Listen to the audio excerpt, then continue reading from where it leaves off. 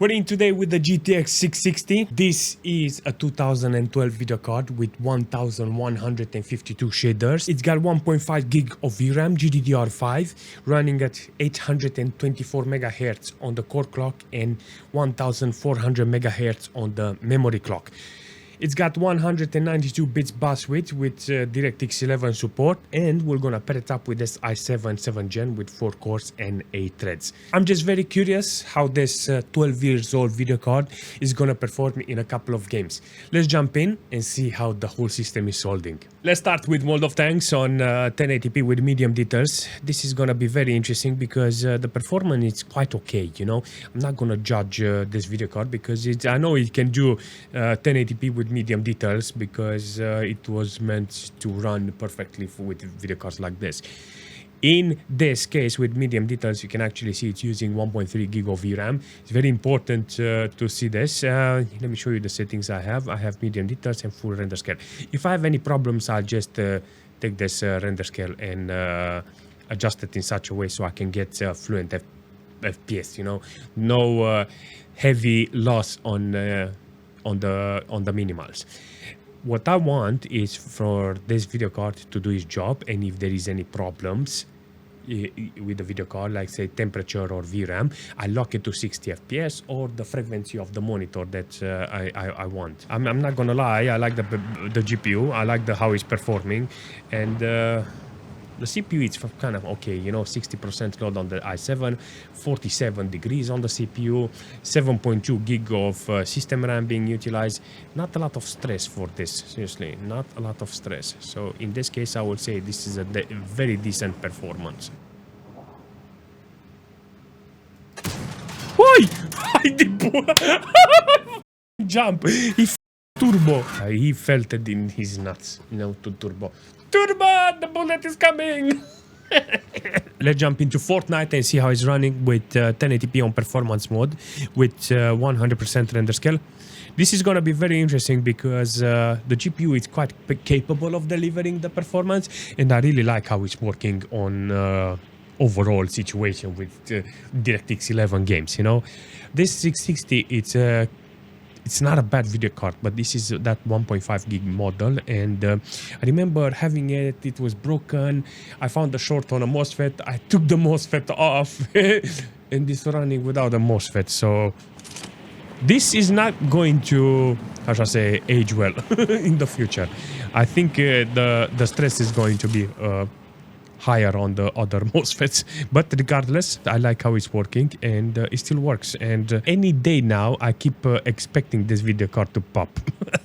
I'm not joking, seriously. So overall performance is kind of good here. You can actually see that the GPU is doing a freaking nice job. Hey, I don't have no problems here. I'm not gonna lie, it's doing exactly how I was expecting. Hundreds of FPS, 43 on minimal, and yeah, 71 on 1%. Decent performance overall. Can't say nothing here. The only thing I want to do is just jump in and play more games.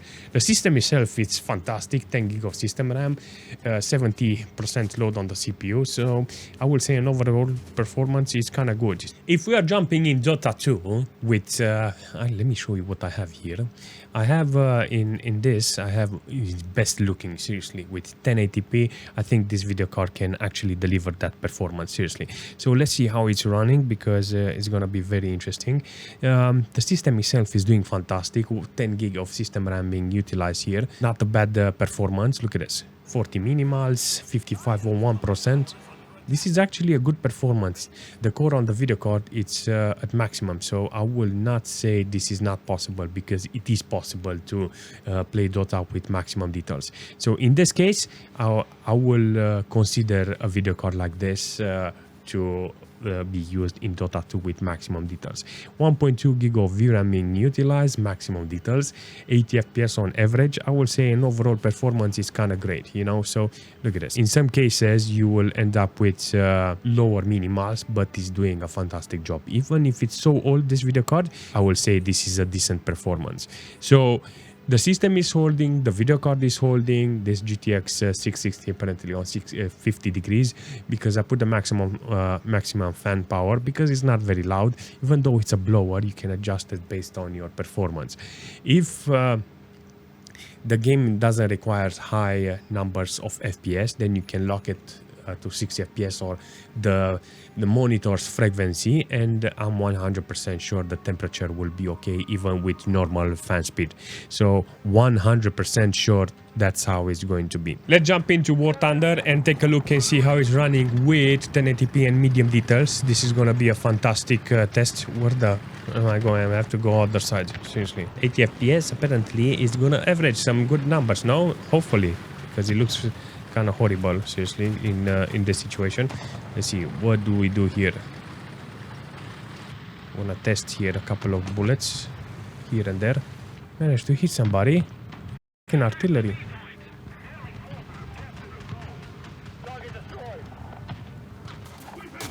Woo! Managed to see him too late. This is a very interesting performance to see 70 FPS. 5 minimals, not okay. 91%, and I think in some cases it's gonna be even lower, but it's doing the job, you know, it's working, can't complain. In some cases you can actually see it's delivering a decent amount of numbers FPS. Woo! You destroy a plane with a tank. I really like the performance overall. You can actually see that the video card is maxed out, 1.4 gig of VRAM, maximum core load. The system itself is not that bad, 7.2 gig of system RAM and around 60-70% load on the CPU. Decent.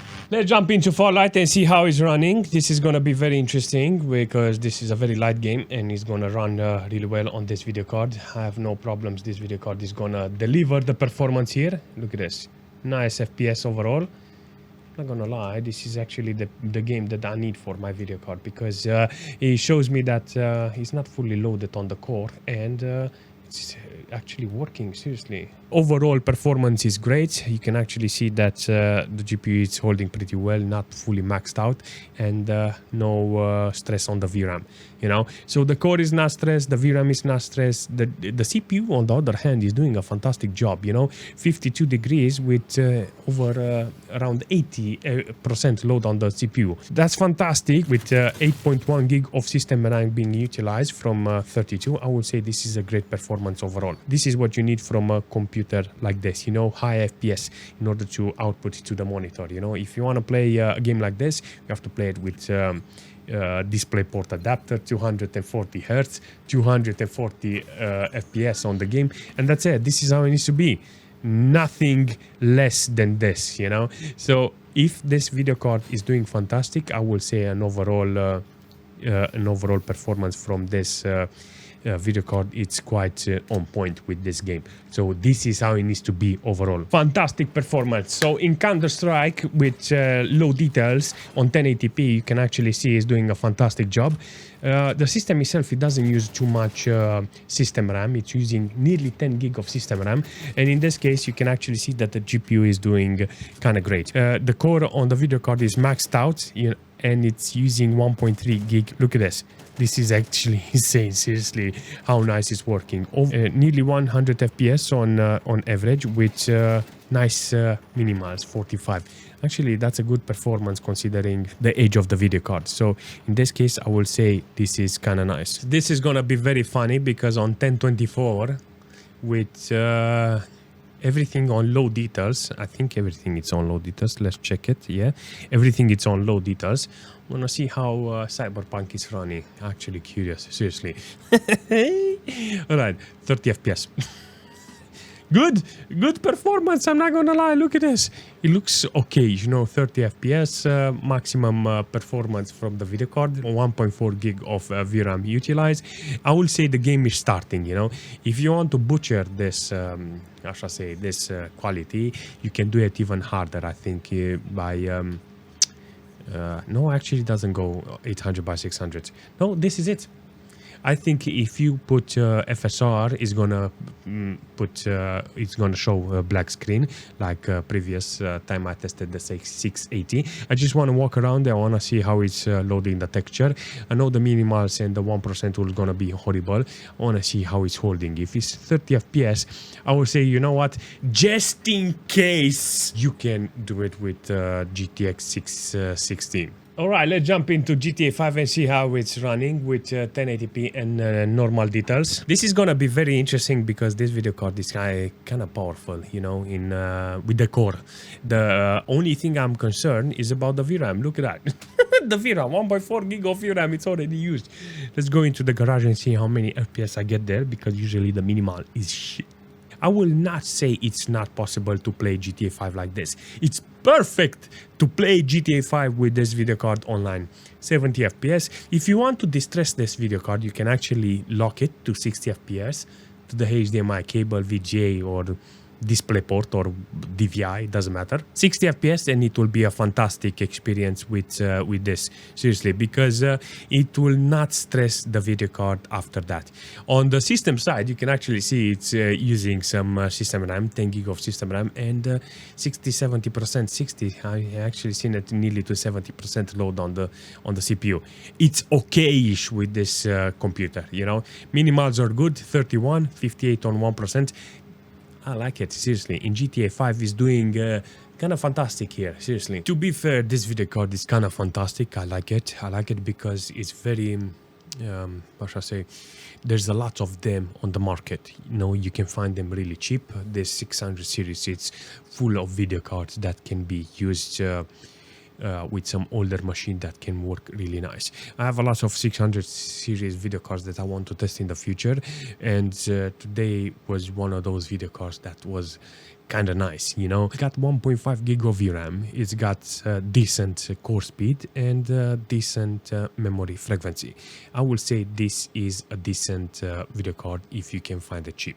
If you can find a chip, it's good. It's using only one pin connector, one 6-pin connector, and it's easy, how should I say, to restore an old machine with it. Like I said, I like the video card, and if you have any suggestion in the future with this video card or this series, leave a comment and I will see you very soon.